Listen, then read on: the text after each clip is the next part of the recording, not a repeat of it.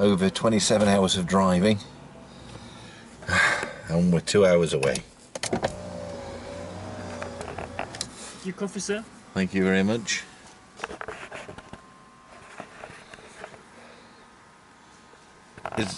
Is there a reason it's fucking half full?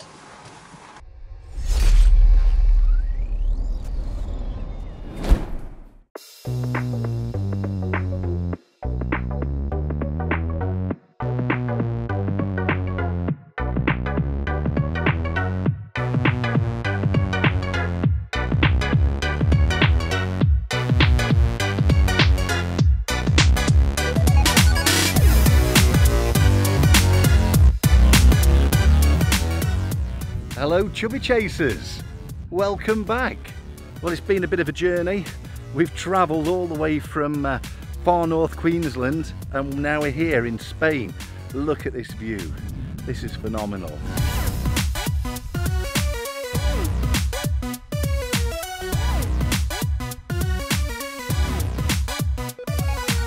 So it's been a bit of a chore. We've done a lot of travelling. We had to travel all the way from Australia to the UK, and then we drove all the way down here to Spain.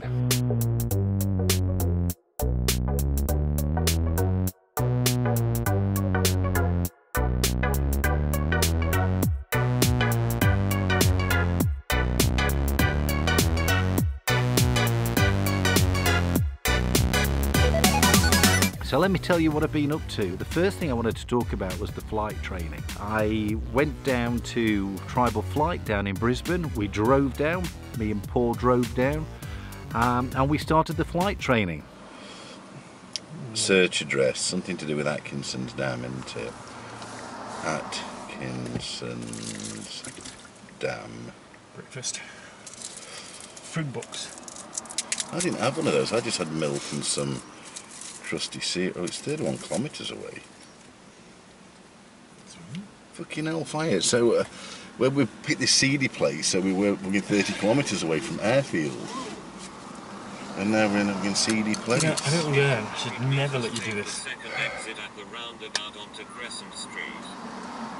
put in the previous vlog, don't let Sean pick the accommodation, and you surpassed yourself with this one. It was awful.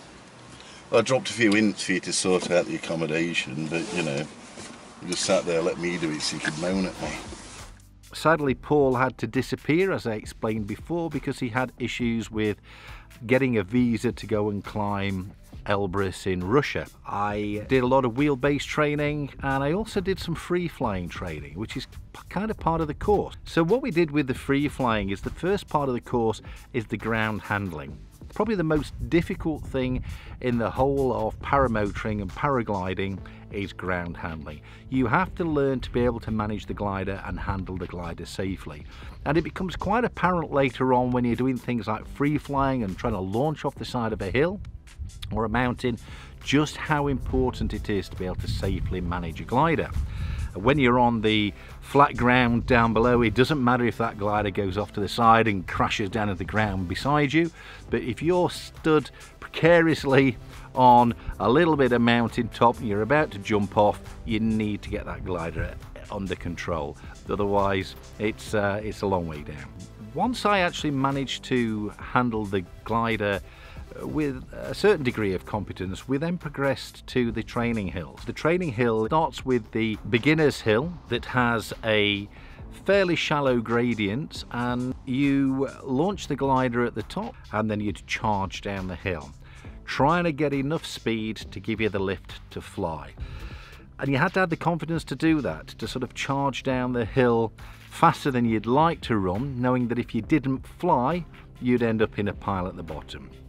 And that happened once or twice. I've still got a big black toe and a big black thumbnail. That was from tumbling down this fairly shallow gradient hill by running down it a little bit too fast. Once you actually got the confidence though to get your head down and to run into the wing, you soon found that you were able to fly. Short flights at first on the beginner's hill, but it did teach you about having to land into the wind. If you don't land into the wind when you're free flying, you tend to get blown sideways, and if you land drifting sideways, you can't stay on your feet. You kind of fall over to the side and end up in a big pile on the floor. It also taught you to control things like oscillations, which have a similar effect. That's when you swing left and right, and again, if you touch down when you're swinging out to the side, you tend to fall onto the floor in a big pile. More importantly than that was also managing pitch control. So that's when you tend to swing backwards and forwards, and pitch control does have some fairly significant safety issues, because if you pitch too far backwards you can collapse the wing, and if you pitch too far forwards, that's you as the pilot swinging forwards, you can stall the wing. So these were the skills that we were learning on a fairly shallow gradient hill. Still hurt though when you didn't fly and you hit the ground. We then progressed to the intermediate hill, and that was a steeper hill. So we ran from the top. You still had to charge down the hill at a fair rate of knots, but you got more height, more lift, and you tend to have a longer flight. So it gave you a chance to enjoy things a little bit more and get and further progress with the skills. And that all went fairly good. I think I got about 15 free flights in total. The next part of the course was to actually fly off the advanced hill, and that was a fairly steep hill. In actual fact, it was probably as steep as you're likely to paraglide off. Now, I have to admit, I don't know what happened. I'd been on the course, it was about getting on for 10 days. We'd driven down there, I was getting very, very tired. My spirits were getting a little bit dampened, and when it came to my turn to free fly off this bigger hill, I bottled out, and that was partly due to watching somebody more experienced who reverse launched his glider, took 2 steps and shot up into the air on the compression that was coming off the hill. And I didn't like the idea of that lack of control. I was feeling a little bit tired and I bottled it, and I'm really, really sad that I did, because now I just can't get past wanting to actually do more free flying. I was probably a little bit too tired. A little bit of coward came out. I don't know what happened, guys. I really do apologise. Flying with a motor on my back, I never had any problems with that. A little bit of angst now and again when we were flying with the retractor trike, but nothing more than was natural. But I did bottle off jumping off the large hill. Really sad about that, really sorry about that. Next time. Okay, so more free flying instruction. I really do want to do a little bit more free flying, just to hone my skills. So we did get in the hours on the retractor trike. We did do the cross country, which you saw last time, and I'm sat now waiting for the certification to come through by email. So all's good. So then what happened? Well, then I had to drive all the way back to Cairns from Brisbane. I mean, that's a big drive. I had to drive on my own because Paul had visa issues, as I told you, and the Russians held onto his passport over the weekend that he wasn't able to make his flight back. So he did a lot more travelling around, had to fly from London straight to Africa, left all his climbing kit with me that I had to take back home with me. But he did manage to finally get up Kilimanjaro and finally get up Elbrus. This is the top of Kilimanjaro, as far as I'm going anyway. Yeah. I certainly didn't do this alone. Edie got me up because I was severely fatigued.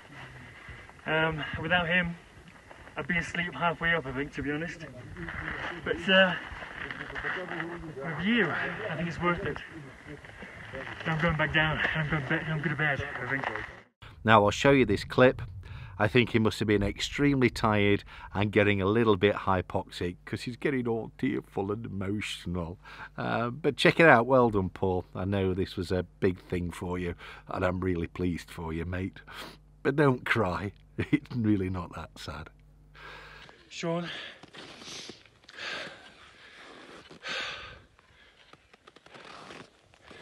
Never give in. to the voices that keep telling you to stop.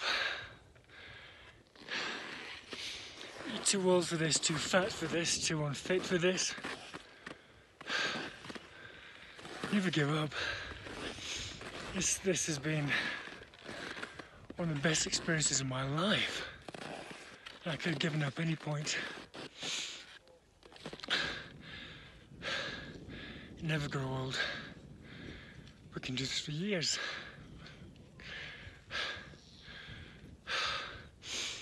It's beautiful.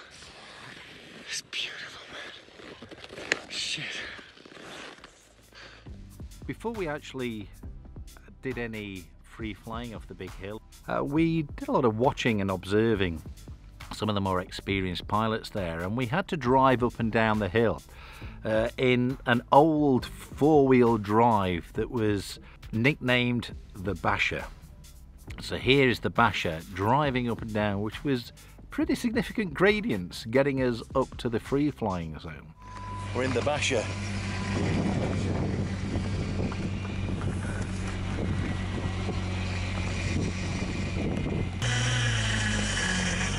Hell, really went down the hill.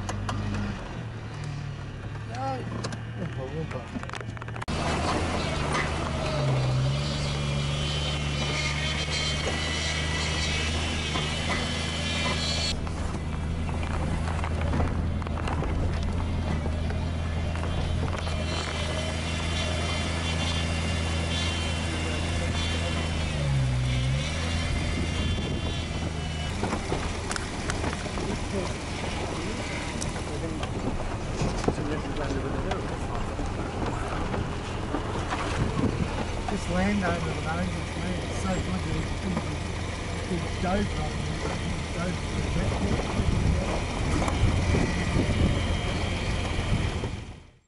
One of the guys who is one of Matt Fox's ex-students volunteered to do the driving, to take us up and down the training hill. And I think beginner free-flying pilots were affectionately named rubber duckies. Something to do with the way that their feet paddled when they were in the air. I'm not 100% sure. But by pure mistake, we ended up leaving one of the video cameras running on the front seat, and we captured this. Rubber ducky, you're so cool. You're really cool, you're cool as a dog's tool. Rubber ducky, I'm so very fond of you. Whoa. Rubber ducky, you're so cool. Thank you for that, mate. We'll remember that forever. Don't forget, if you're new here and you're enjoying these videos, please subscribe. Hit that bell icon, that way you'll get notifications. Give us a thumbs up as well, that also helps. And I'll see you next time. Bye for now. Rubber ducky, you're so cool. You're really cool, you're cool as a dog's tool. Rubber ducky, I'm so very fond of you. Whoa. Rubber ducky, you're so cool.